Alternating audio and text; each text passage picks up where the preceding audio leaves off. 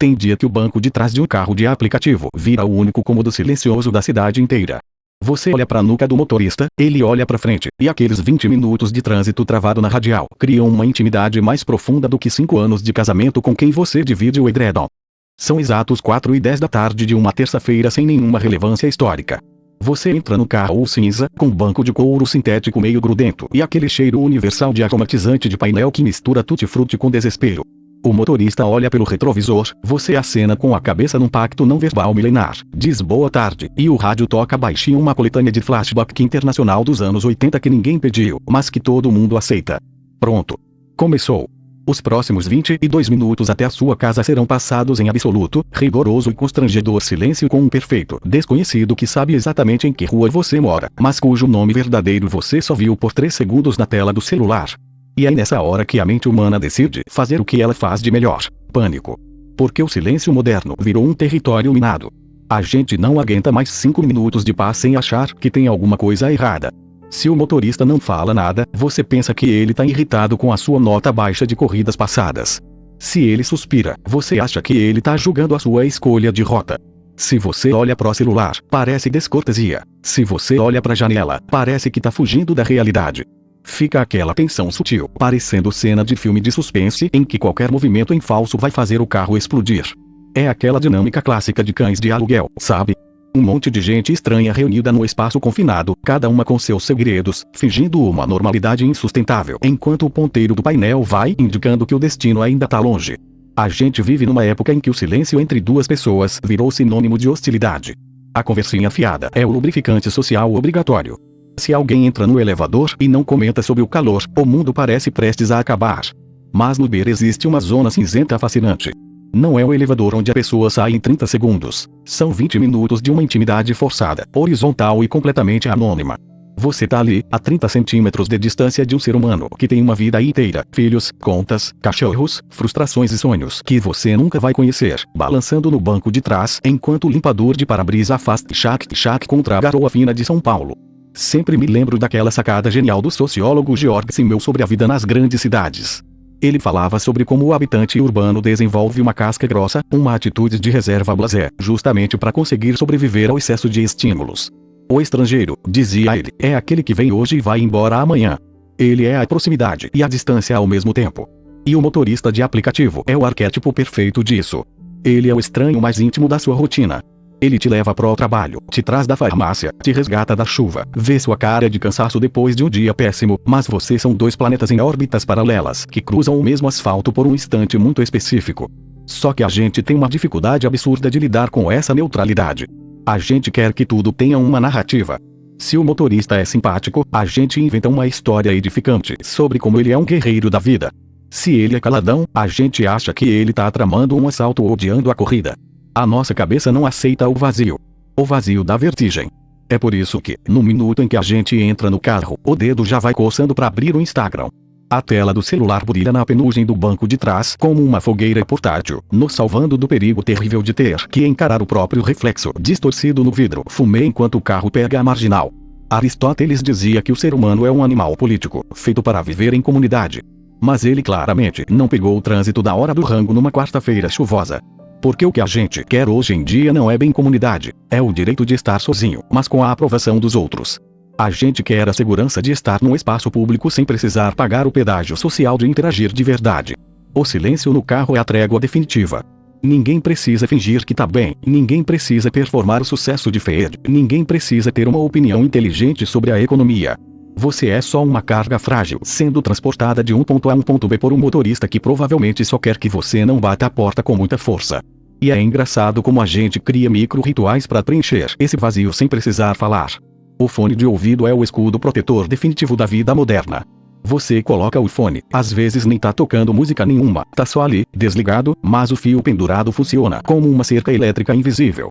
É a placa de não perturbe humana. O motorista olha no retrovisor, vê o fio, entende o código e aciona o modo piloto automático.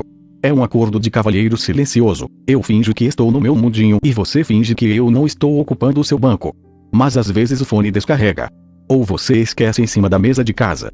E aí começa o teste de fogo. Você fica lá, refém do seu próprio cérebro, ouvindo o barulho do motor e o respiro do ar-condicionado que nunca gela direito. É nessa hora que a gente percebe o tamanho do barulho que a nossa própria mente faz quando a gente para de consumir conteúdo por 10 minutos seguidos. A gente passa o dia inteiro se entupindo de pílulas de dopamina rápida, um vídeo curto aqui, uma mensagem no WhatsApp ali, uma olhada rápida no Face acolá, justamente para abafar aquele zumbido de fundo que avisa que a vida tá passando meio no piloto automático. E é exatamente nesse silêncio forçado que a gente esbarra naquilo que o Sartre chamava de o peso da nossa própria existência, só que sem o glamour da Paris dos anos 40 e com cheiro de banco de carro com capa de Curvin. Porque o inferno, no fim das contas, não são os outros. O inferno é você preso num carro popular, olhando pro retrovisor, percebendo que a única pessoa com quem você precisa conversar nos próximos 15 minutos é com esse monte de pensamentos aleatórios que você passou o dia inteiro empurrando pra debaixo do tapete. É como aquela cena clássica em Clube da Luta, quando o narrador passa dias sem dormir e o apartamento dele vira um desfile de móveis da IKEA que não dizem absolutamente nada sobre quem ele é de verdade. Só que no seu caso, os móveis da IKEA são as suas pequenas manias, as suas escolhas de vida, os boletos que você não quer olhar, e o motorista do aplicativo é aquela testemunha silenciosa que não te julgou, mas que também não te conhece o suficiente para te absolver de nada. Você olha pra janela e o vidro tá meio embaçado com a sua respiração. Lá fora, a cidade vai passando num borrão de luzes de farmácia, letreiros de ler de loja de colchão e o reflexo do seu próprio rosto cansado projetado no vidro, misturado com o outdoor da avenida. É uma sensação muito louca de despersonalização urbana. Você é só mais um vulto num carro que custa 3 vezes o que você consegue juntar no semestre, guiado por alguém que provavelmente começou a trabalhar às 5 da manhã e vai terminar às 11 da noite, enquanto você tá voltando de um compromisso que você nem lembra muito bem porque aceitou ir. Sabe aquela dinâmica de Toy Story em que os brinquedos congelam assim que o Andy entra no quarto? É um pouco isso que a gente faz o dia inteiro na rua. A gente veste a persona de adulto funcional, de quem tem o controle da situação, de quem sabe exatamente qual saída pegar na marginal. Mas dentro daquele carro, no escuro do banco de trás, a corda bamba cede um pouquinho. O boneco desaba. Você não precisa performar produtividade, não precisa mandar áudio com voz de quem tá super animado com um projeto que não fede nem cheira, e não precisa sorrir pro entregador de farmácia. É um momento de trânsito, literal e existencial, onde você não é de ninguém. O motorista muda a estação de rádio. Passa aquela música dos anos 80 que todo mundo conhece o refrão mas ninguém sabe o nome da banda. Por meio segundo, dá vontade de puxar assunto. Dizer qualquer coisa sobre o trânsito, sobre o calor insuportável de São Paulo ou do Rio, sobre como a semana passou rápido. Mas aí vence a preguiça social.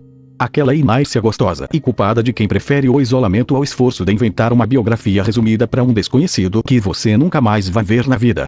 A gente tem medo de puxar assunto e descobrir que o outro tá tão cansado quanto a gente, ou pior, descobrir que a gente tá tão vazio por dentro que nem assunto sobre o clima consegue render. O carro desacelera.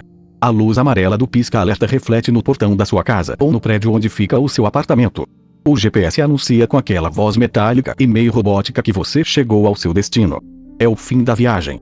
O motorista destrava as portas com um clique seco que ecoa na cabine. Você agradece com aquela voz meio abafada de quem tava em silêncio há eras. Obrigado, boa noite. Desce do carro, bate a porta com um cuidado ensaiado para não irritar o dono do veículo, e dá 2 passos na calçada. Enquanto o carro faz a conversão e some na esquina, com a lanterna vermelha riscando o asfalto molhado, você enfia a mão no bolso da calça procurando a chave de casa. O silêncio do carro acaba, mas o barulho da cidade volta de uma vez só. E você percebe que aqueles 15 minutos sem falar nada com ninguém foram, paradoxalmente, o momento mais honesto do seu dia inteiro. Não precisava de grandes epifanias filosóficas, não precisava de resolução pra vida, não precisava de filtro no Instagram. Era só você, um desconhecido tocando Radioan e o asfalto correndo embaixo da roda. É isso. Dá uma respirada, entra em casa, joga a chave na mesinha da entrada e vai lá viver o resto da sua noite. Obrigado por ouvir. Deixa o like, e não foi ChatGPT no piloto automático.